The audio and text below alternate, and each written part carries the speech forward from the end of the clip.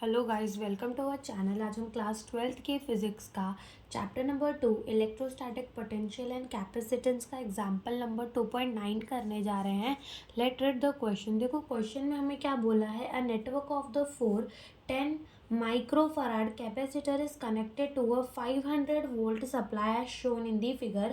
Determine A the equivalent capacitance of the network and B the charge on the each capacitor. Note the charge on the capacitor is the charge on the plate with higher potential equal and opposite to the charge on the plate with lower potential. तो देखो इस question में हमें क्या बोला है। इस question में हमें बोला है कि जो सारे कैपेसिटर्स हैं ना वो 10 माइक्रोफराड के हैं, वो कनेक्टेड है टू दी 500 वोल्ट सप्लाई के साथ, जैसा कि फिगर में दिखाया हुआ है। तो हमको क्या निकालना है, इक्विवेलेंट कैपेसिटेंस निकालना है इस पूरे के पूरे नेटवर्क का, एंड हमें क्या बताना है, चार्ज बताना है ऑन द ईच कैपेसिटर। ठीक है, तो यहाँ पर आते हैं। देखो सबसे पहले हमें ये वाला कैपेसिटर C1 मान लिया, ये C2, ये C3 और ये C4 हमने मान लिया। ठीक है, ये कैपेसिटर्स हमने अज्यूम कर लिए। ओके, नाउ हर एक कैपेसिटर जो है वो कितने का है, 10 माइक्रोफराड, और अपन ऐसे कह सकते हैं 10 × 10⁻⁻6 फराड का है।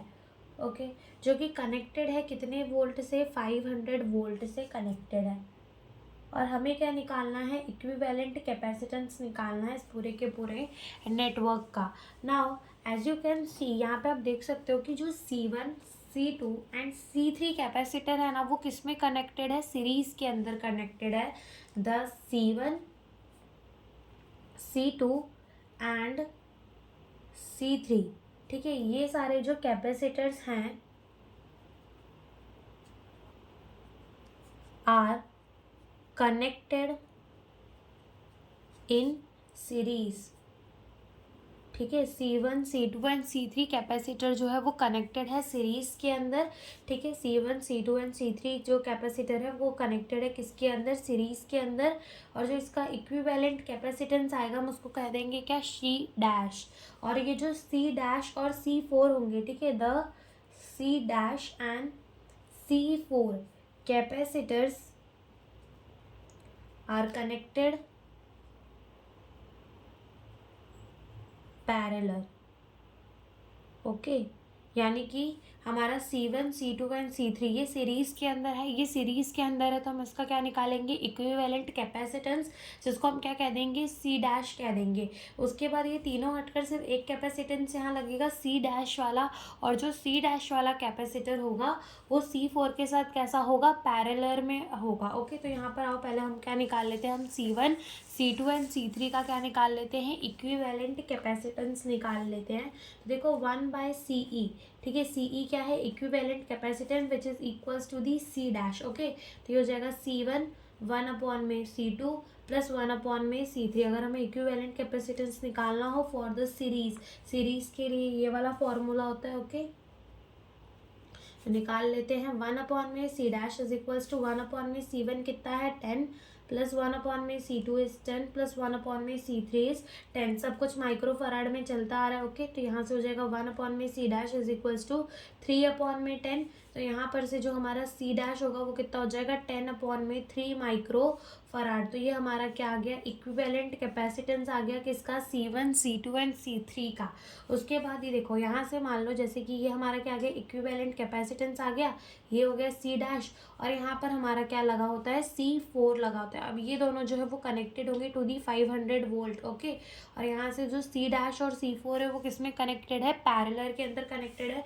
तो अब हम इन दोनों का इक्विवेलेंट कैपेसिटेंस निकाल लेते हैं, जिसको अपन कह देंगे CE, और पैरेलल के निकालना है तो C1 प्लस C2 कर देंगे। तो यहाँ से हमारा जो इक्विवेलेंट कैपेसिटेंस है वो निकल कर आ जाएगा। तो देखो CE क्या हो जाएगा, यहाँ पर C डैश कितना निकाला हमने, 10/3 निकाला, प्लस C2 कितना है हमारा, सॉरी C4। ओके, C4 जो है वो कितना है हमारा, ये मैंने फॉर्मूला लिखा है। ओके, खाली यहाँ पर आएगा C डैश और C4, इस वाले के लिए हमने फॉर्मूला लिखा है। ओके, तो यहाँ पर से जो C4 है वो कितना है, 10 है, तो यहाँ से 10, ये 30 हो जाएगा 40/3 माइक्रोफराड। तो ये हमारा क्या आ गया, इक्विवेलेंट कैपेसिटेंस आ गया पूरे के पूरे सिस्टम का। ठीक है, ये आ गया पूरे के पूरे सिस्टम का इक्विवेलेंट कैपेसिटेंस। ओके,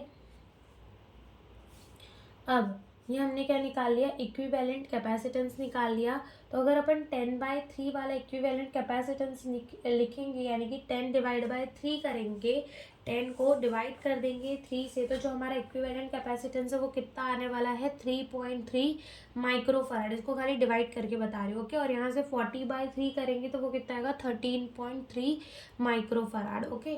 अब यहाँ पर हमें क्या बोल रहा है, ये ए पार्ट हमारा सॉल्व हो गया, हमने इक्विवेलेंट कैपेसिटेंस निकाल दिया पूरे के पूरे सिस्टम का, ओके, जो कि हमको पूरे के पूरे नेटवर्क का पूछा था, तो यही हमारा आंसर होगा, ओके। बी पार्ट में आते हैं। बी पार्ट में हमसे क्या पूछा है कि हमें चार्ज बताना है हर एक कैपेसिटर के अंदर। Now C1 C2 and C3 जो है, ठीक है, जो C1 C2 and C3 capacitors है, ये वाला C1 C2 एंड C3 जो कैपेसिटर है वो सीरीज़ के अंदर कनेक्टेड है। और जब सीरीज़ के अंदर कनेक्टेड होता है तो चार्ज कैसा होता है, सेम होता है। सीरीज़ के अंदर कनेक्टेड होता है तो चार्ज कैसा होता है, सेम होता है। तो इन C1 C2 एंड C3 के अंदर हमारा चार्ज कितना होगा, हम वो देख लेते हैं। सो अपन को पता है C = Q/V होता है, यानी कि Q जो हो जाएगा वो CV के बराबर हो जाएगा। C1 C2 एंड C3 का हमने इक्विवेलेंट कैपेसिटेंस निकाला है ना, C डैश, तो यहाँ से Q जो होगा वो क्या हो जाएगा C-V के बराबर। C डैश हमने कितना निकाला है 3.3 माइक्रो, यानी कि 10⁻⁻6 फराड, इंटू वोल्ट कितना है 500।